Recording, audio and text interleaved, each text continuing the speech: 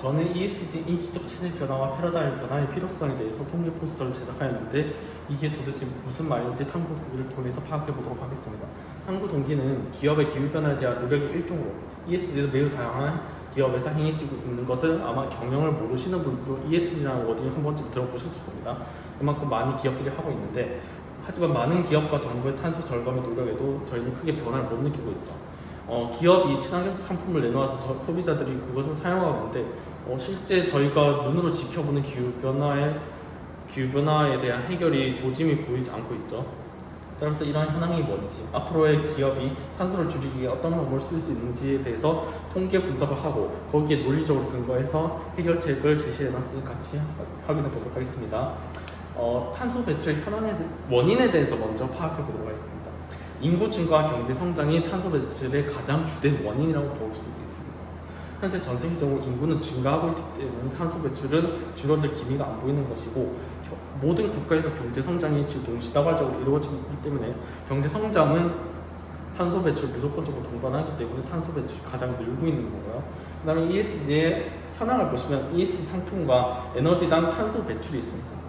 ESG 상품에서 소비자에게 응답을 했는데 응답자의 절반이 소비 분야에서 ESG를 참여하고 있다고 응답을 했는데 소비라는 것은 기업이 ESG 상품에 대해서 많이 투자를 하고 있기 때문에 소비자도 그에 대한 영향을 받는 것으로 파악할 수 있고 이제 기업들이 그 다음으로 ESG 참가하는 형태는 에너지입니다. 화석연료가 탄소 배출이 만만치가 않기 때문에 기업들이 화석연료를 대체함으로써 탄소 배출을 줄이려는 노력으로 볼 수가 있습니다. 한 기업의 ESG 형태에 대해서 파악해보면 세계 100대 기업의 ESG 분야 현황을 살펴보았는데 역시나 ESG 상품과 마찬가지로 친환경 상품을 제조하는 것을 통해서 많은 기업들이 ESG에 참가하는 것을 파악하였습니다. 그리고 나서 식품, 교육, 노동 분야에서는 친환경 상품에 대비해서 거의 실적가 미미하죠. 거의 기업들이 참여를 안 하는 것으로 파악할 수가 있습니다. 그래서 기업들이 현재 상품을 제조하는 것으로 ESG에 많이 참가하고 있음을 파악하였습니다. ESG 무기력이라고 되어 있는데 아까 말씀드렸듯이 저희가 친환경 상품을 소비를 하는데 왜 기후변화와 탄소 절감 효과가 없는 것처럼 느껴질까에 대해서 의문점을 파악하였는데 이론적으로는 일회용품, 주방용품, 소비재 등에서 저탄소와 일반 상품을 비교하면 역시 저탄소 제품 탄소 배출을 이론적으로는 덜 배출한 게 맞습니다. 그러면 왜 이제 성과가 미미한 걸까요? 이유는 상품의 문제가 아니라 소비자의 행동에 의한 결과입니다. 소비자 때문에 이제 탄소 배출을 절감이 돼야 되는데 절감이 되지 않고 있기 때문입니다. 직접 반등 효과와 간접 반등 효과로 그에 대한 이유를 알 수 있습니다.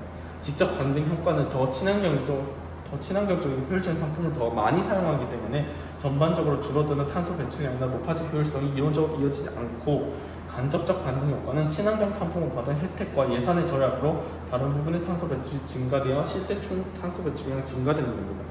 간접 반등 효과 예시를 들면은 전기자동차를 저희가 구매하면 탄소 배출이 확실히 줄어들죠. 대신에 전기자동차를 구입하게 되면은 감면 혜택이 있죠. 예산도 증가되게 되고요.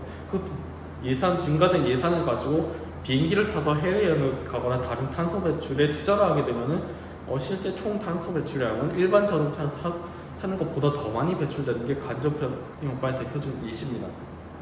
무차별 직간접 반등 효과로 인한 소득 효과를 나타내는 무차별 곡선으로 인해서 X축은 친환경 상품의 소비 축이고 Y축은 일반 상품의 투자 축인데 친환경 상품이 늘수록 일반 소비재가 증가돼서 소득이 더 늘기 때문에 실제 총 탄소 배출량이 늘는 것을 통해서 저희가 ESG 상품을 소비하더라도 이러한 효과들 때문에 실제 총 탄소 배출량 오히려 증가됨을 파악하였습니다.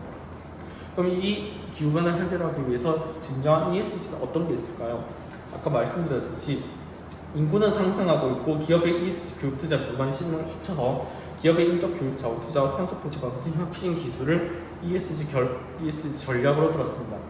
연구 결과에 따르면 교육을 많이 하면 할수록 인구는 이제 출산율이 줄어드는 것을 파악할 수가 있습니다. 따라서 이제 이러한 예시를 들었고 이 경영학적 조직의 힘으로써 이제 한 반은 친환경 제품을 사용하고 다른 한 반은 교육을 통한 ESG 정책 마련을 했는데 역시 교육을 통한 정책 마련에서 친환경 인식지다 실천 지수 등에서 더 높은 점수를 획득함을 파악하였습니다. 그래서 결론은 이러한 ESG 상품을 판매하는 것만으로는 탄소 배출 줄이기 어렵고 기업은 인류의 잠재력을 끌기 위해서 교육적 자원을 투자하고 탄소 포지관 같은 무형자산을 늘리는 것으로 기후변을 해결할 수 있겠습니다. 감사합니다.